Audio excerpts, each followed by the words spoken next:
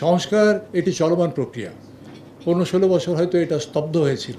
সুতরাং আজকে 15 দিনে বা 15 ঘন্টায়, 15 দিনে, 15 সপ্তাহে যেটা অর্জিত হয়ে যাবে 15 বছরের জঞ্জাল, সেটা স্বাভাবিক নয় এবং বাস্তবও নয়, অবাস্তব একটি। এবং যেটা আমি বললাম যে সংস্কার একটি চলমান প্রক্রিয়া এবং এটা ধীরে ধীরে আগাতে থাকবে। সবচেয়ে বড় সংস্কারের কথা এসছে সংবিধানে, যে আমাদের পুরনো সংবিধান যেটা আছে 72 সালের যে সংবিধান, আদতে সেই সংবিধান কি আছে আজকে? 15th অ্যামেন্ডমেন্টে আমরা দেখেছি মোর দ্যান 50টা জায়গায় এই সংবিধানের পরিবর্তন আনা হয়েছে। তো তাহলে আমার 72-এর সংবিধান কোথায়?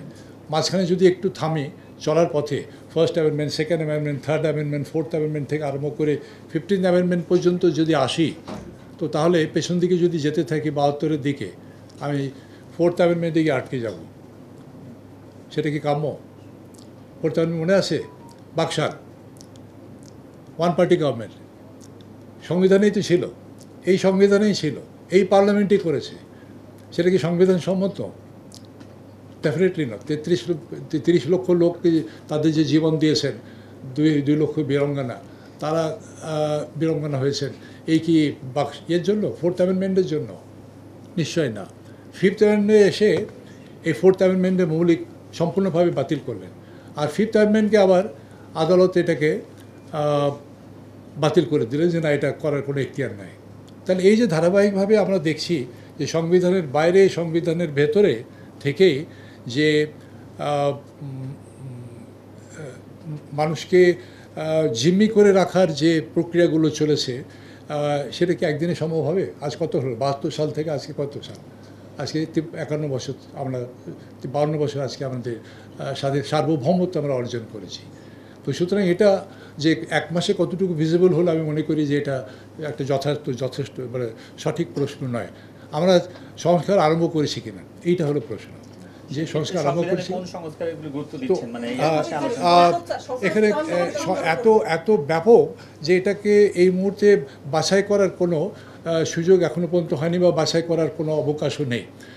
সবই ধরতে হবে। যেমন আলোচনা হচ্ছে, সংবিধান নিয়ে আমাদের আলোচনা হচ্ছে, তারপরে আরও অন্যান্য বিষয়গুলো নিয়ে আলোচনা হচ্ছে, আইনগুলো নিয়ে আলোচনা হচ্ছে, তারপরে রেগুলেশনগুলো নিয়ে আলোচনা হচ্ছে, রেগুলেটরি একটা কমিশন করা যায় কি না সেটা নিয়ে আলোচনা হচ্ছে। আগের যে রেগুলেটরি কমিশন ছিল তারা কি করে গেছেন সেটাকে আমরা যাচাই বাছাই করবো, বা সেটা দেখি সেখান থেকে আকবর আলী সাহেবের যে সুপরামর্শ ছিল সেটাকে কতটুকু গ্রহণ করা যায়। আবার আকবর আলী সাহেবের এই রিপোর্টের পরে কয়েক বছর পার হয়ে গেছে, সেটাকে আবার এখন এর মাঝখানে যে পরিবর্তন, আর সবচেয়ে বড় পরিবর্তন হচ্ছে এই গণ অভ্যুত্থান। তো সুতরাং এটা একটা চলমান প্রক্রিয়া। একটা সুনির্দিষ্টভাবে যে আমি 342টার মধ্যে কোনটাকে গুরুত্ব দিচ্ছি এটাও বলা সম্ভব না। এটা as and when it comes before us, as and when it is taken up, সেইভাবে হবে। এবং সেখানে তোমাদের এই সক্রিয় সহযোগিতা দরকার, যে তোমরাও যেহেতু জনগণের অংশ, একটা বড় অংশ, একটা গুরুত্বপূর্ণ অংশ, তোমরা পয়েন্ট আউট করে দেবে যে এই জায়গাটায় এই সংস্কারটা চোখে পড়ছে না, এই জায়গাটা এই সংস্কারটা করার দরকার। তোমরা আলোচনা হচ্ছে এই মুহূর্তে, এখন আমরা বলতে পারি না, যেহেতু এভাবে কোনো সিদ্ধান্ত হয়নি। আর সিদ্ধান্ত তো একদিনও নেওয়া যাবে না চট করে, এক মাসের মাথায়।